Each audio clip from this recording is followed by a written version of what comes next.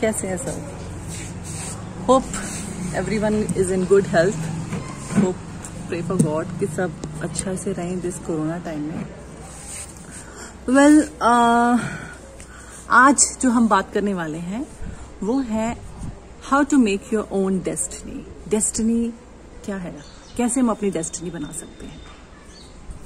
सबसे पहले आप मुझे ये बताइए कि आप क्या समझते हैं डेस्टिनी क्या है. क्या डेस्टिनी एक बहुत बड़ी पोजीशन, बहुत सक्सेसफुल पोजीशन पे आप पहुंच गए, वो डेस्टिनी है? या फिर बहुत पाइल ऑफ मनी, बहुत पैसा है, बहुत सारे पैसे की गड्डियां आपके सामने खड़ी हैं, तो क्या वो डेस्टिनी है? या फिर beautiful house, loving family and everyone is enjoying in front of you और आप भी खुश हो, कंटेंटेड हो, क्या वो डेस्टिनी है? डेस्टिनी क्या है? हर किसी का अपना एक मीनिंग है डेस्टिनी का, है ना. लकी, हम यार ये बहुत लकी है यार, इसका लक बड़ा स्ट्रांग है. क्या है वो लकी डेस्टिनी? तो ये तो थी destiny. And what is destination? Destination क्या है? डेस्टिनेशन मीन्स आप कहाँ तक पहुंचना चाहते हो, आपकी लाइफ का क्या एम है, क्या मोटिव है, और वो डेस्टिनेशन तक आप पहुंचना चाहते हो. और उस डेस्टिनेशन तक पहुंचने के लिए डेस्टिनी इज देयर. आपको भी लक होगा तो मैं वहां तक पहुंच जाऊंगी, है ना. तो डेस्टिनी जो है आपको डेस्टिनेशन तक लेके जाती है. तो ये दो टर्म्स हैं, destiny and destination. So destiny exactly सबसे पहले बात करते हैं डेस्टिनी की. जैसे कि मैंने कहा कि सबकी अपनी अपनी परसेप्शन है डेस्टिनी क्या है. कुछ लोग ये सोचते हैं कि लॉटरी की टिकट निकल गई, ये है डेस्टिनी. या फिर आप सोए और सुबह उठे तो आपका बिजनेस एकदम से ग्रो कर गया, वो डेस्टिनी थी भाई. नहीं, चलिए डेस्टिनी क्या है, डेस्टिनी और हम अपनी आप डेस्टिनी कैसे बना सकते हैं उसके बारे में बात करेंगे. डेस्टिनी, देखिए डेस्टिनी, डेस्टिनेशन, और उससे पहले हम बात करेंगे फ्रीक्वेंसी की. What is frequency? हमारे अंदर बहुत सारे इमोशंस हैं, like joy, love, anger, guilt, shame, pride, है ना. तो ये सारे इमोशंस हम डेली लाइफ में एक्सपीरियंस करते हैं, थोड़ा थोड़ा, लेकिन थोड़ा थोड़ा, है ना. तो ये इमोशंस हर कोई फील करता है स्टेप बाय स्टेप अपनी लाइफ के एक्सपीरियंस के accordingly. But there is last one emotion, that is enlightenment, self sufficient.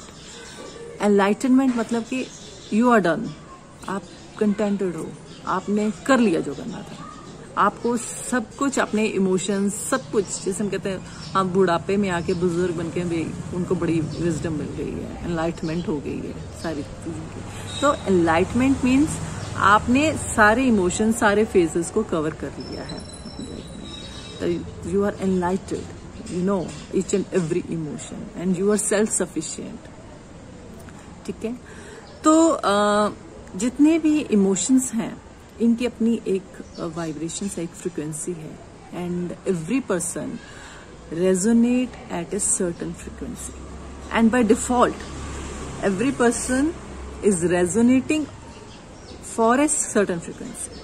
हमारे अंदर बाय बर्थ एक फ्रिक्वेंसी है जिसपे हम रेजोनेट करते हैं. ठीक है. और वो फ्रिक्वेंसी हमें नहीं मालूम कि हमारे अंदर कौन सी फ्रिक्वेंसी है. We are not aware of it, because हम ऐसा सोचते ही नहीं है, हमें मालूम ही नहीं है. हमें तो जो मिलता है रास्ते में, जो घर वालों ने कह दिया, जो फ्रेंड्स ने कह दिया, हम वो करने लग जाते हैं. हाँ, some right people when come in your life, वो पहचान लेते हैं कि आपके अंदर ये फ्रिक्वेंसी है, you must go in this way.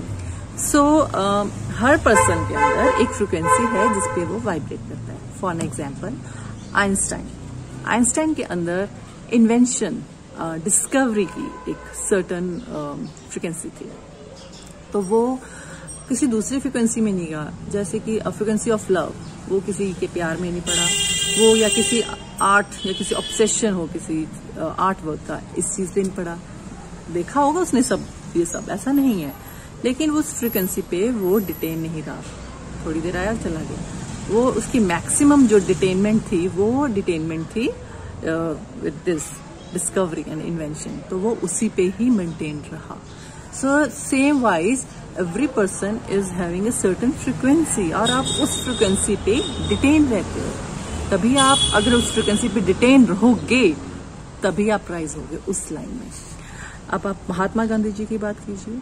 Mahatma Gandhi ji के जो वर्ड्स थे वो मिलियन ऑफ पीपल को इफेक्ट करते थे, तो वो डिटेन रहे अपने वर्ड्स पे, नॉन वायलेंस वाले आंदोलन पर, जो कि मजबूर कर दिया कि हमारा इंडिया आज़ाद इंडिया बन गया। सिर्फ उनके वर्ड्स ने, बिना किसी लड़ाई के, सिर्फ उनके वर्ड्स के।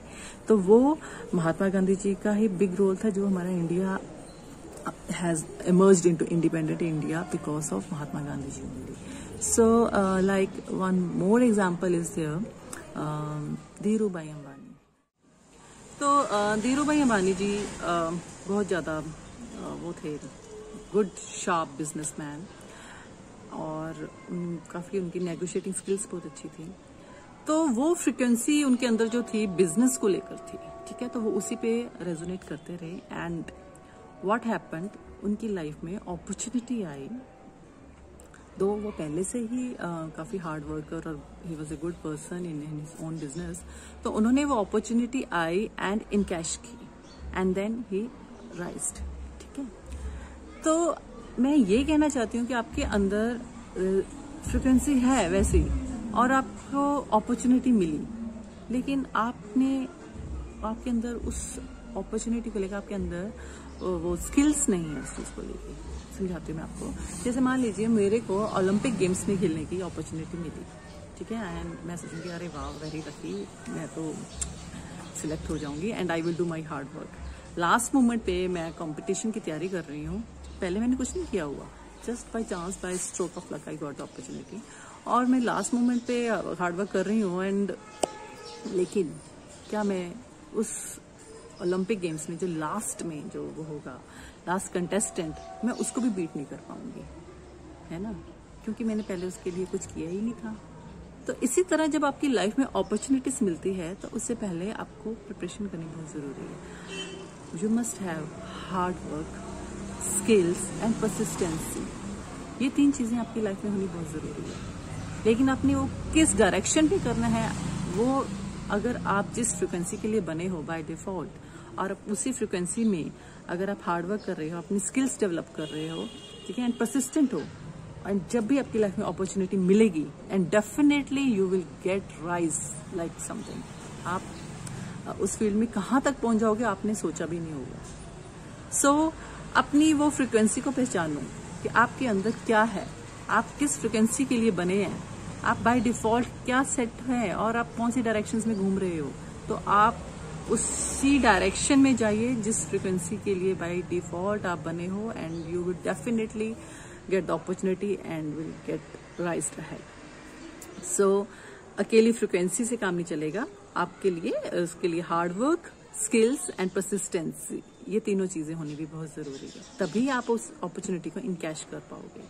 और लोग सोचेंगे अरे ये तो बाय लक, बाय चांसेस तो लकी है, बाय चांस यहाँ तक पहुंच गए, नहीं, उसके लिए आपका पीछे हार्ड वर्क, आपकी पहले से उसके रिगार्डिंग स्किल्स और परसिस्टेंसी मैटर करेगी, तभी आप उस पोजीशन तक पहुंच पाओगे। It's not bye stroke of luck. तो वो पहुंचना, वो डेस्टिनेशन तक पहुंचना, तो डेस्टिनी आपको डेस्टिनेशन तक पहुंचाएगी, लेकिन रोल आपका होगा, आपको पहचानना है, आपने तय करना है आपने कौन सी डायरेक्शन में जाना है, आपने उस पर एफर्ट्स करनी है, तभी आप एकदम से जो कहते हैं ना बिल्कुल एक सेलिब्रिटी, और यू कैन से कुछ भी बिजनेस में बूम, कुछ भी कह लीजिए, एक सर्टेन पोजीशन पे पहुंचने के लिए ऐसे एकदम से धमाका नहीं होता, उसके लिए पीछे बहुत सारा